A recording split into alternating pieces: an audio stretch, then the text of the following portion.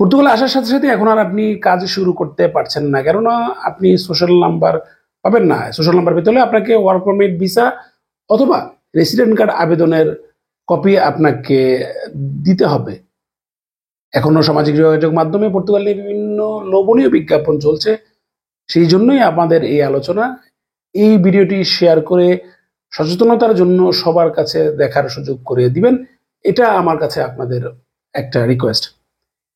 এদিকে পর্তুগালে পর্যটনের জন্য স্বর্ণযুগ 2019 সালকে ছাড়িয়েছে 2023 সাল। পর্তুগিজ পরিসংখ্যান অধিদপ্তর এই বিষয়টি জানিয়েছে, যেটা 2022 সালের তুলনায় প্রায় 19.2% বেশি।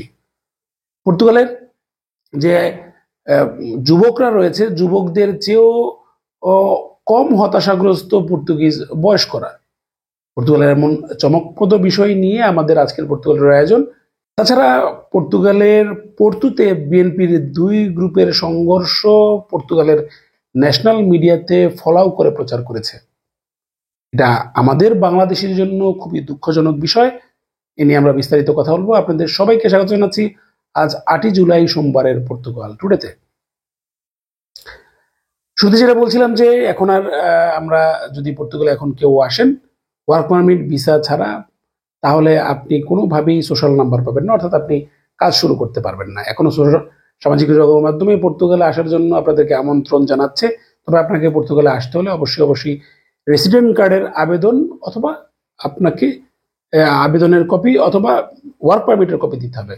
অর্থাৎ যদি কেউ ফ্যামিলি অ্যাপয়েন্টমেন্ট ফ্যামিলিতে আসেন বা অন্য কোনো গ্রাউন্ডে আসেন, যদি আপনার রেসিডেন্টের কপি থাকে সেক্ষেত্রে, বা অন্য কোনো আর্টিকেলে আসেন, সেক্ষেত্রে আপনি সোশ্যাল নাম্বার আবেদন করতে পারেন, অথবা আপনাকে ভিসা ওয়ার্ক পারমিট ভিসা থাকতে হবে।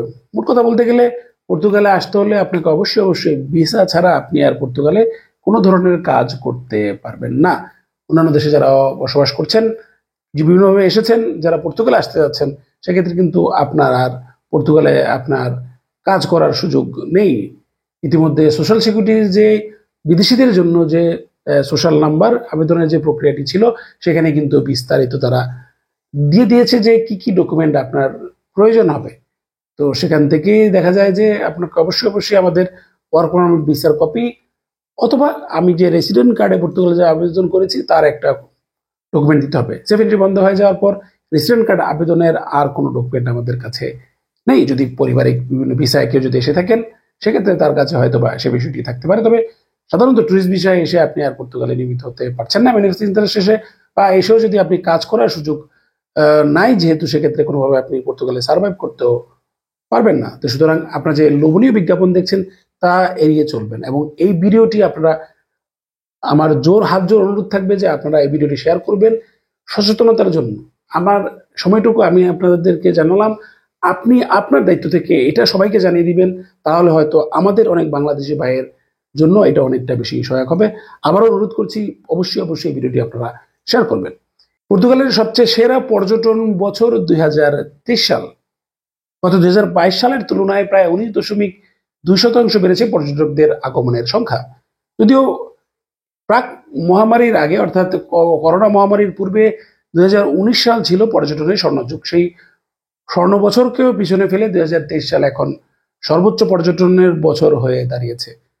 বলা যায় আলোজমেন্তো লোকালের ক্ষেত্রেও কিন্তু প্রায় আয় বেড়েছে, রাজস্ব বেড়েছে প্রায় 20%। আলোজমেন্তো লোকাল অর্থাৎ হোটেল মোটেল যেখানে পর্যটকরা রাত্রি যাপন করে, সেইখানে রাজস্ব বেড়েছে প্রায় 20%। এটি গুরুত্বপূর্ণ একটি বিষয় পর্তুগালের অর্থনীতির জন্য। এর সাথে সাথে এই বছর জুড়ে 26.5 লাখ পর্যটক পর্তুগালে এসেছেন। নিশ্চিতভাবেই পর্তুগালের জন্য একটি অন্যতম গুরুত্বপূর্ণ খবর। এবং 2024 সালেও কিন্তু এই পরিস্থিতি বলা যায় হতে পারে, এই 2024 সালেও 2023 সালের রেকর্ডকে ছাড়িয়ে যাবে। কেননা পর্তুগাল একটি পর্যটন বান্ধব দেশ এবং পর্যটনের জন্য পর্তুগাল বিশ্বের শীর্ষ দেশগুলোর মধ্যে রয়েছে। এদিকে যুবকদের তুলনায় বয়স্করা কম হতাশাগ্রস্ত, এটি একটি অন্যরকম খবর। পর্তুগালের স্বাস্থ্য ইনস্টিটিউট রিকার্ডো জর্জ তাদের একটি প্রতিবেদনে বিষয়টি জানিয়েছে। অন্যান্য দেশগুলোতে দেখা যায় সাধারণত বয়স্করা তাদের জীবনের বিভিন্ন ধরনের দুঃখজনক ঘটনা, তাদের একাকিত্ব এবং যে তাদের জীবন যে একটা মৃত্যুর একটা ঝুঁকি বা তাদের মৃত্যু ঘনিয়ে আসছে, এই বিষয়টি তাদেরকে অনেকটা হতাশাগ্রস্ত করে তোলে। কিন্তু পর্তুগালের ক্ষেত্রে এই বিষয়টি অনেকটাই ভিন্ন। তাদের এই গবেষণায় দেখা গেছে যে বয়স্করা যুবকদের চেয়ে বরং কম হতাশাগ্রস্ত, এবং এমনকি 64 থেকে 74 বছর পর্যন্ত বয়স্কদের মৃত্যুর হারও অনেক কম। যদিও 2085 বছরের ঊর্ধ্বে মৃত্যুর হারটা পুরো ইউরোপের প্রায় ষষ্ঠ অবস্থানে রয়েছে, যেটা অনেকটাই বেশি বলা চলে। তো নিশ্চিতভাবেই বলা যায় যে পর্তুগালে বসবাসের জন্য একটি উৎকৃষ্ট দেশ। সে কারণেই হয়তো বয়স্করা কম অসুস্থ হন বা তারা কম হতাশায় বা অবসাদে ভোগেন। এটি একটি গুরুত্বপূর্ণ বিষয় মানব জীবনের জন্য এবং মানুষের জন্য, কারণ জীবনটা 40 শেষ হয়ে যায় না বা 50 শেষ হয়ে যায় না, একটা নির্দিষ্ট সময় কিন্তু আমাদের বেঁচে থাকতে হয়। এমনকি আমাদের বাংলাদেশেও দেখেছি যে সাধারণত বয়স্করা অনেক বেশি হতাশাগ্রস্ত থাকেন। এদিকে আমাদের প্রবাসীদের জন্য একটি দুঃখজনক খবর আপনারা ইতিমধ্যে অনেকেই জেনেছেন, যদিও আমাদের বাংলাদেশের সংবাদ মাধ্যম বিষয়টি আমরা প্রচার করিনি বিভিন্ন কারণে। কারণ হচ্ছে যে বিভিন্ন লেখা পর্তুগিজদের নজরে আসে। তবে পর্তুগিজ সংবাদ মাধ্যম কিন্তু একটি খবর খুব ফলাও করে প্রচার করেছে যে পর্তুতে 40 জন বাংলাদেশি তারা একটি মারামারিতে লিপ্ত হয়েছেন এবং বেশ কয়েকজন আহত হয়ে হাসপাতালে ভর্তি হয়েছেন। একটি ভিডিও রয়েছে এই সংক্রান্ত, সোশ্যাল মিডিয়াতে ভিডিওটি ভাইরাল হয়েছে।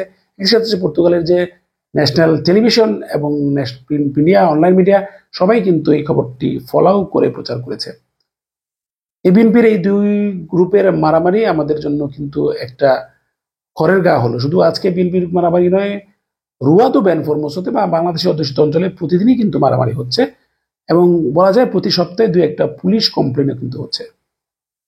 আমরা স্বল্প সংখ্যক বাংলাদেশি রয়েছি, সেই স্বল্প সংখ্যক বাংলাদেশিরাই কিন্তু বারবার কিন্তু বাংলাদেশ নামটি পর্তুগালের ন্যাশনাল মিডিয়াতে সামনে রয়েছে। আপনি পারেন সচেতন হতে এবং আপনি বাংলাদেশের নামটি রক্ষা করতে পারেন। এখানে কোনো কমিউনিটির বিষয় নেই, প্রত্যেকটা মানুষের প্রত্যেকের নিজের সচেতনতা এই হচ্ছে যে আপনার মূল বিষয়। প্রবাসী আমরা দেশপ্রেমিক বলি, কিন্তু প্রবাসে এসে যদি আপনি এমন কোনো কর্মকাণ্ড করেন যা দ্বারা আপনার বাংলাদেশ নামটি হেনস্থার শিকার হয়, তাহলে কিন্তু আপনি দেশপ্রেমিক নন, বলতে পারেন, তাহলে আপনি দেশদ্রোহী। সুতরাং প্রবাসের রাজনীতি হোক, সামাজিক সংগঠন হোক, যাই হোক না কেন, আপনি যেভাবেই করেন না কোনো ব্যক্তি স্বাধীনতা রয়েছে, চেষ্টা করবেন যাতে হলো এই দেশের আইন এবং বাংলাদেশের সুনাম অক্ষুণ্ণ রাখতে। আর অনেক কিছু বলার ছিল, আপনারা ভেবে দেখবেন, চেষ্টা করবেন এই ভিডিওটি শেয়ার করার জন্য। প্রতিনিয়ত বলছি যে যত বেশি মানুষ দেখবে তাহলে আমার প্রয়াস সার্থক হবে, আপনিও আমার এই প্রয়াসের সাথে যুক্ত হতে পারবেন। ধন্যবাদ সবাইকে। আগামীকালকে আবার পর্তুগালের আপনার সাথে আসবো। সে পর্যন্ত সবাই ভালো থাকবেন। আসসালামু আলাইকুম।